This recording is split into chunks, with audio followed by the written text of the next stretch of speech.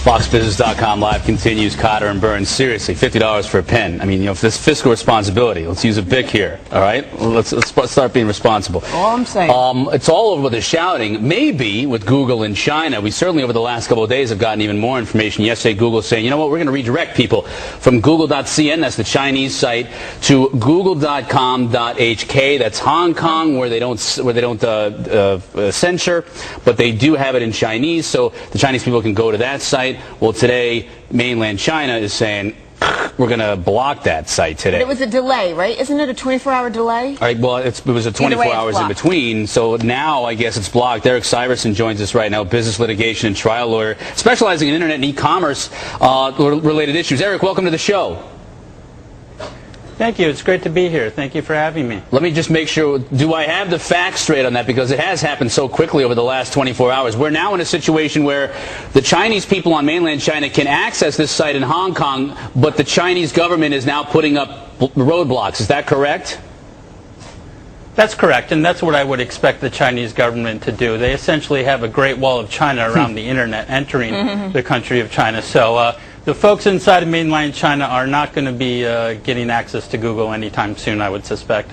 So what happens? I mean, does this set precedent going forward that China can just make these kinds of decisions? Certain companies are allowed in, others, nope, not so much.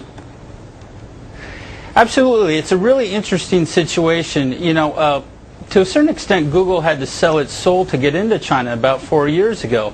Google, if you remember, started out as sort of a mom-and-pop operation and do no harm, do no evil, and they had never censored search results before. It was a company that prided itself on transparency.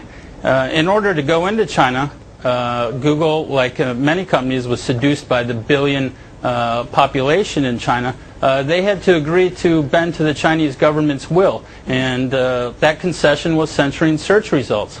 I have represented Chinese political protesters located here in America who have tried to get their message out over Google, and those messages were suppressed. So this is somewhat exciting for folks like the people who I've represented who want to try to communicate their message, and Google is essentially saying we're taking a principled stand here against Chinese government censorship. So I think in one respect that Google really comes out a winner here with the public.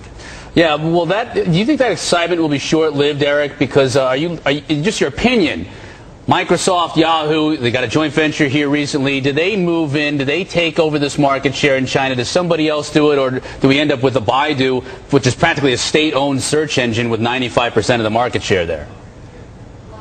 Well, that's an interesting point. I have a couple of thoughts on that. Number one, if I'm an American business, I am leery of going into China.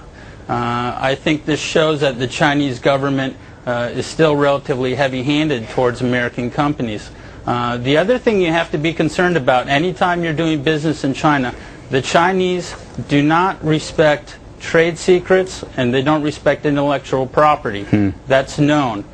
So if you're going to go into China, if you're Microsoft, if you're Yahoo, if you're other companies who are Google competitors, you have to be very wary of what you're getting into, because the pattern may be that the Chinese government allows you in and welcomes you in, and then essentially what you have is a corporate espionage situation, or a situation where China is learning from these United States companies, and then there is nothing to prevent China from kicking out a Microsoft or a Yahoo in 5 or 10 years. That's a very real possibility, and so I think that's what Google was staring at here, and Google decided to take a principled stand. Now, to your second point on Baidu, I think this is a real loss for the Chinese consumers and Chinese business.